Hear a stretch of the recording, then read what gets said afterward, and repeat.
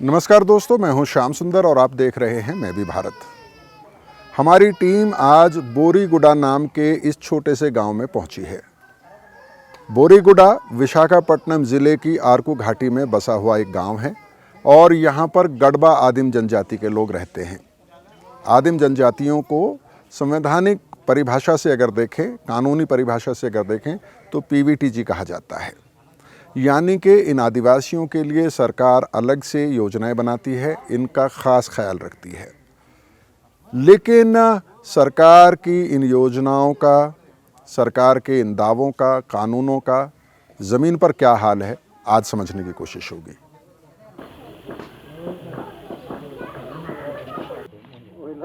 सुबह 6:30 बजे बोरीगुडा में औरतें खाना बनाने में जुट गई हैं। साफ सुथरे आंगन में बने मिट्टी के चूल्हे पर भात चढ़ा दिया गया है।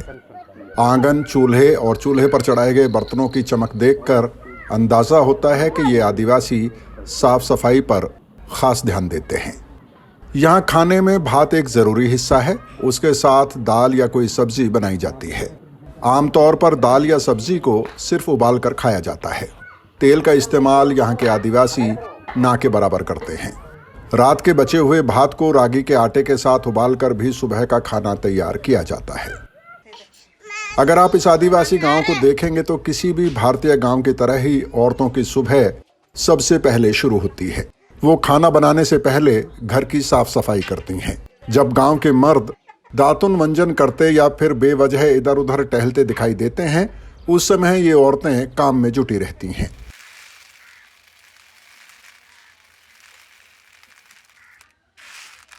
इस गांव में कुल 94 परिवार रहते हैं।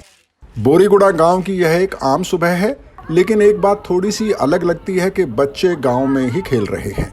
आमतौर पर इस समय बच्चों को स्कूल जाने के लिए तैयार होना चाहिए। गांव के लोगों ने बताया कि स्कूल में फिलहाल छुट्टी चल रही है। गड़बा आदिवासियों के इस गांव में एक प्राइमरी स्कूल है जिसमें एक टीचर और एक भाषा वॉलंटियर है। साल 2005 में सरकार ने आरकू घाटी के आदिम जनजाति इलाकों में पढ़ने वाले स्कूलों में 700 भाषा वॉलंटियर नियुक्त किए थे। आंध्र प्रदेश के स्कूलों में पढ़ाई लिखाई तेलुगु या अंग्रेजी मीडियम में होती है। आदिम जनजाति के बच्चों को इन दोनों ही भाषाओं में पढ़ने और सीखने में परेशानी होती है। भाषा वॉलंटियर इस परेशानी को दूर करने के लिए एक बेहद ज़रूरी कदम था। My mother language PTG means आदिम जनजातियों की अपनी भाषाएं होती हैं और उनके बच्चे उसी भाषा में सोचते समझते हैं। मसलन वो कुई, कोंडा या गड़बा भाषा में सोचते हैं और बात करते हैं, जबकि स्कूल में अंग्रेजी और तेलुगु मीडियम में पढ़ाते हैं। इसलिए यह बहुत ज़रूरी है कि आदिम जनजाति के बच्चों को तेलुगु और अंग्रेजी भाषा सिखाई जाए। यही काम भाषा वॉलंटियर करते हैं। भाषा वॉलंटियर कक्षा 1 से 3 तक के बच्चों को तेलुगु और अंग्रेजी सिखाते हैं।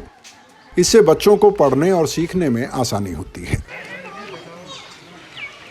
भाषा वॉलंटियर की मदद से जब बच्चे तेलुगु या अंग्रेजी सीखते हैं तो उनमें आत्मविश्वास भी बढ़ता है और उनके लिए सीखना आसान हो जाता है।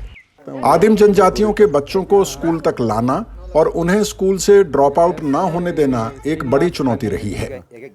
भाषा वॉलंटियर्स की नियुक्ति इस दिशा में निश्चित ही एक अच्छी शुरुआत थी। बोरीगुडा के स्कूल में भी एक भाषा वॉलंटियर है जिनसे हमारी मुलाकात हुई। వాళ్ళకి తెలుగు ఇంగ్లీషు కొంచెం అర్థం అవడానికి టైం పడుతుంది. అందుకనేసి మన మాతృభాషతో చెప్తే మనం మాట్లాడే మాతృభాష కాబట్టి ఆ భాషతో చెప్తే వాళ్ళకి ముందు ఆ భాష నేర్చిన తర్వాత తెలుగు తర్వాత ఇంగ్లీష్। हम गड़बा बच्चों को तेलुगु और अंग्रेजी सिखाने की कोशिश करते हैं। हम उन्हें किताबों में तस्वीरें दिखाते हैं और फिर उन्हें बताते हैं कि उन तस्वीरों में जो चीजें दिखाई दे रही हैं उन्हें तेलुगु या अंग्रेजी में क्या कहा जाता है। इस काम के लिए कुछ किताबें भी छापी गई हैं।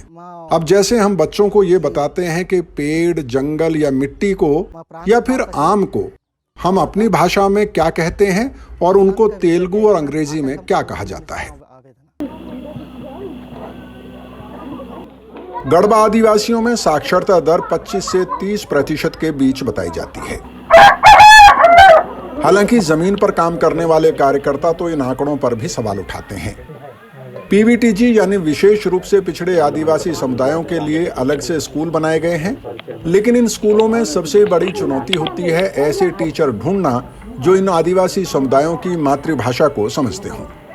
आंध्र प्रदेश में भाषा वॉलंटियर्स की नियुक्ति किसी हद तक इस चुनौती का तोड़ ढूंढने की दिशा में एक कोशिश लगती है, लेकिन अफसोस कि सरकार ने ही अपनी एक अच्छी कोशिश को कमजोर कर दिया है। अब राज्य सरकार ने भाषा वॉलंटियर्स की नियुक्ति बंद कर दी है। इस इलाके के आदिवासी संगठन सरकार से मांग कर रहे हैं कि भाषा वॉलंटियर्स की बहाली ना रोकी जाए। In this tribal area, 2005 government appointed Bhasha volunteers. 2005 में सरकार ने 700 भाषा वॉलंटियर्स नियुक्त किए थे, लेकिन अब नए भाषा वॉलंटियर नहीं लगाए जा रहे हैं। हम चाहते हैं कि सरकार बाकी स्कूलों में भी भाषा वॉलंटियरों की नियुक्ति करे। इसके अलावा भाषा वॉलंटियरों को मात्र 5,000 रुपए ही दिए जाते हैं। हमारी मांग है कि उन्हें बाकायदा टीचर की तरह मासिक वेतन दिया जाना चाहिए। ఆల్రెడీ ధర్నా కోరలు కానీ సునిట్లైనా ఆల్రెడీ ధర్నా చేస్తున్నాం సార్। हमें कुल 3 महीने ही काम मिलता है। हमने इस सिलसिले में आंदोलन भी किया, धरना भी दिया, लेकिन हमारी कोई सुनता ही नहीं है।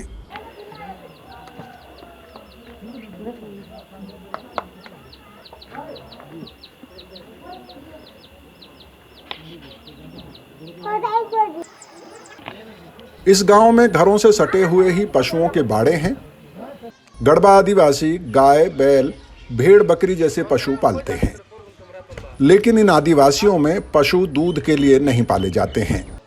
यहाँ जानवर या तो खेत में काम करने के लिए या फिर मांस खाने के लिए पाले जाते हैं। पोडू खेती और दिहाड़ी मजदूरी इन आदिवासियों की जीविका का मुख्य आधार है। पहाड़ी ढलानों में खेती के अपने जोखिम होते हैं। जंगल में प्लेन नहीं है इधर। वो भी बारिश गिरेगा तो ना बोलेगा तो नहीं।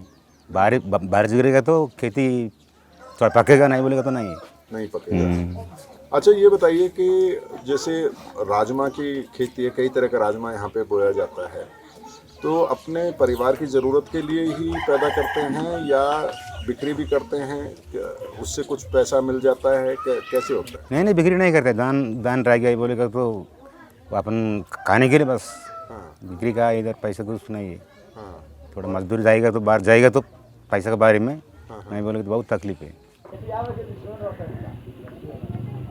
बोरीगुड़ा गांव के अंदर कुछ सीमेंट से बने रास्ते और पानी की टोंटी नजर आती हैं, लेकिन इन टोंटियों पर एक कपड़ा बंधा जरूर मिलता है। दरअसल पानी के साथ मिट्टी आती है और उसे फिल्टर करने के लिए टोंटी पर कपड़ा बांधकर एक जुगाड़ गांव के लोगों ने किया है। सुबह में कम से कम 1 घंटा 6 बजे से 7 तक अभी कुछ नहीं है। 6 बजे से 7 बजे तक पानी आता है, 1 घंटा। और ये आपने कपड़ा क्यों बांधा हुआ है सारे? नहीं, अभी उधर कपड़ा नहीं बांधेगा तो गंदा आता है ना, टैंक से गंदा आना पड़ता है कभी कभी, तो इसके लिए कपड़ा बांधेगा तो फिल्टर करते हैं। तो वो पानी कहाँ से आता है जो आपके यहाँ पे अच्छा में आ रहा है? पानी गाँव के ऊपर एक बड़ा टैंक है, उसमें ये जमा करता है।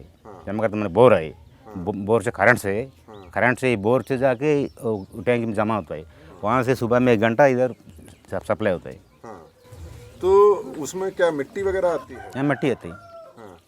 तो इसी को पीने के लिए इस्तेमाल करते हैं पानी? इसमें थोड़ा गर्म करके पीना पड़ता है। अच्छा, तो सब लोग गर्म करके पीते हैं? गर्म करके भी पी लेते हैं? नहीं, गर्म करके पीते हैं। आंध्र प्रदेश में गढ़वा आदिवासियों की कुल आबादी 40,000 के करीब बताई जाती है। देश भर में गढ़वा आबादी की बात की जाए तो कुल 1.5 लाख इन आदिवासियों की आबादी होगी। ओडिशा के कोरापुट में इन आदिवासियों की सबसे अधिक आबादी बताई जाती है। ओडिशा के अलावा इनकी कुछ आबादी छत्तीसगढ़ में भी मिलती है। आदिवासियों, खासतौर पर आदिम जनजातियों के बारे में ये धारणा बना दी गई है कि वो बदलना नहीं चाहते हैं, वो आगे नहीं बढ़ना चाहते हैं, वो पढ़ना नहीं चाहते हैं, उनकी कोई आकांक्षाएं नहीं हैं। लेकिन जब आप ज़मीन पर जाते हैं तो पाते हैं कि आदिवासी अपने संवैधानिक अधिकार भी पाना चाहते हैं, अपने जल जंगल ज़मीन को भी बचाना चाहते हैं और ज़िंदगी में आगे भी बढ़ना चाहते हैं। फ़र्ज़ में कोताही वो लोग करते हैं जो आदिवासियों को मुख्य धारा में लाने का दावा करते हैं, या जिनकी वो जिम्मेदारी है।